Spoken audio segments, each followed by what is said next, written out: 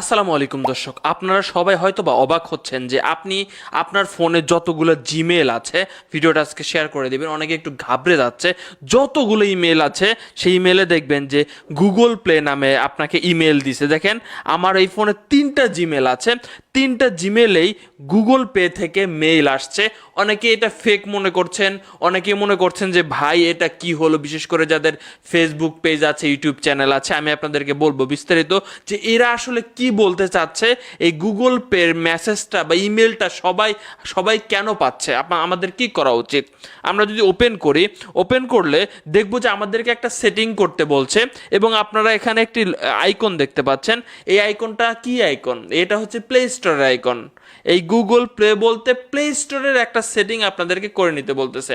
আপনাদের সেটিংটা কোথায় আছে, তারা কি বলতেছে, এখানে আমরা যেটা বুঝতে পারতেছি যে তারা আমাদেরকে ফিঙ্গারপ্রিন্ট বা ফেস লক লাগাইতে বলতেছে। এই ফিঙ্গারপ্রিন্ট বা ফেস লক আমি গুগল প্লে স্টোরের কোথায় গিয়ে লাগাবো এবং কেন লাগাবো, বা এটা আমাদের জন্য কতটা গুরুত্বপূর্ণ, আবারও বলছি ভিডিওটা শেয়ার করবেন, তাহলে বিষয়ে ডিটেলস আপনারা বুঝতে পারবেন। তো দেখেন, এখানে আমি আপনাদেরকে একদম বিস্তারিত বলতেছি।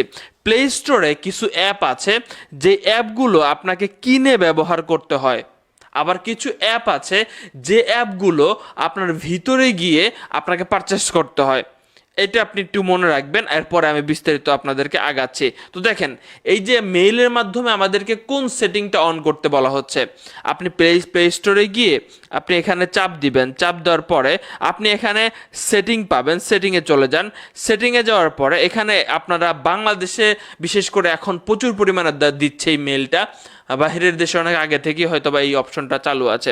এই যে পারচেজ ভেরিফিকেশন লেখা আছে, এই অপশনটার কথাই আমাদেরকে মেইলের মাধ্যমে সবাইকে একটু গুরুত্ব সহকারে দেখতে বলা হয়েছে। এখন আমরা এখানে ক্লিক করব। ক্লিক করে দেখতে পাচ্ছেন এখানে আমরা একটা টিক মার্ক দেওয়া আছে, আমি এটা অন করে নিয়েছি। আপনাদের সবাইকে বলা হচ্ছে যে এটা অন করে নাও। এখন অন করে নিলে কি হবে, না নিলে কি হবে, এটা হচ্ছে গুরুত্বপূর্ণ বিষয়। আর অন করার নিয়মটা যদি বলি, আমি অফ করলাম।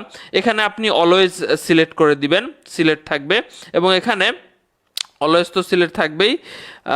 এখন আপনি এখানে এটা অফ করে দিলেন। আপনি যদি আবার অন করতে যান, দেখেন অন করতে গেলে এখানে একটি পাসওয়ার্ড চাবে। আপনি আপনার জিমেলের পাসওয়ার্ড, আবারও বলছি জিমেলের পাসওয়ার্ড, গুগল পাসওয়ার্ডটা এখানে দিয়ে দিবেন। আমরা গুগল পাসওয়ার্ডটা দিয়ে ওকে বাটনে ক্লিক করলেই এটা কিন্তু অন হয়ে যাবে। এখন আসেন মূল কথায় আসি, যে এইটা অন করলে আসলে কি ঘটবে।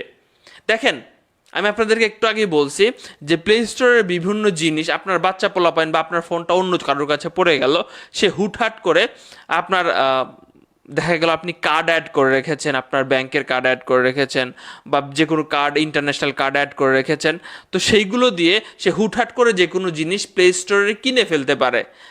তো এই জন্য প্লে স্টোর বলতেছে যে আপনি এই প্রোটেক্টটা লাগান, তাহলে আপনার ফিঙ্গারপ্রিন্ট বা আপনার পাসওয়ার্ড বা আপনার কি বলে ফেস ছাড়া কেউই আপনার এই গুগল প্লে স্টোর থেকে কোনো কিছু পারচেস করতে পারবে না।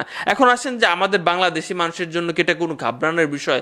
আমি বলবো যে ভাই, বাংলাদেশের মানুষের জন্য কোনো ঘাবড়ানোর বিষয় না, জানার বিষয়।